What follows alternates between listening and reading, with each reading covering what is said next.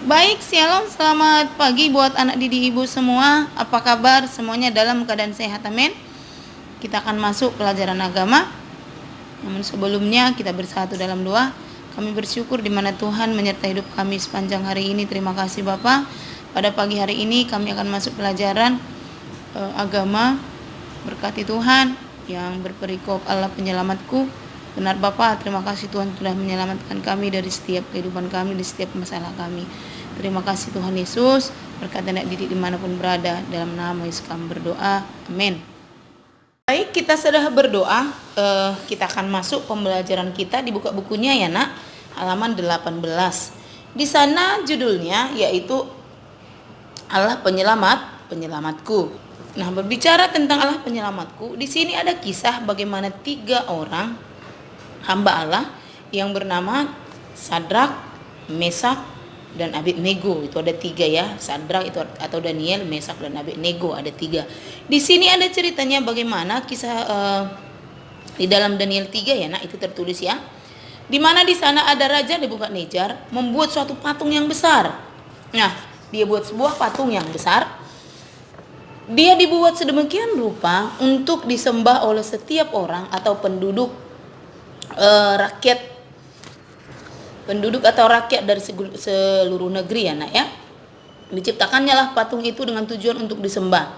Lalu setelah selesai patung itu dibuat, lalu diumumkanlah kepada semua penduduk negeri, baik rakyat, baik para tentara-tentara saat itu, dikatakan harus disembah dan sujud kepada patung itu, karena patung itulah yang menyelamatkan mereka.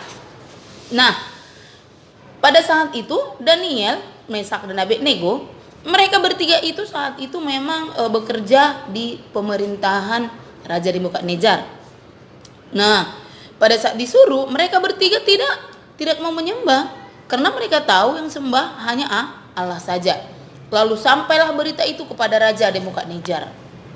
Setelah sampai, dikatakanlah oleh Raja begini, Raja Nebukadnezar, panggillah ketiga orang yang tidak mau menyembah patung itu, maka saya akan memasukkan dan menghukum dia, katanya. Lalu dimasukkanlah mereka bertiga, disiapkanlah kepada tempat tungkuan api. Apinya sangat besar dan menyala. Nah, dimasukkanlah mereka ke dalam. Tetapi sebelum mereka dimasukkan ke dalam, Daniel, Sadrak, dan Abednego mereka sudah berdoa. Tuhan, selamatkanlah kami dari siksaan api yang sudah disediakan oleh Raja Nebukadnezar, katanya. Lalu dimasukkanlah ke dalam. Nah, karena mereka tidak mau menyembah patung. Nah, setelah dimasukkan ke dalam, mereka terbakar enggak? Enggak. Satu helai rambutnya pun tidak terbakar.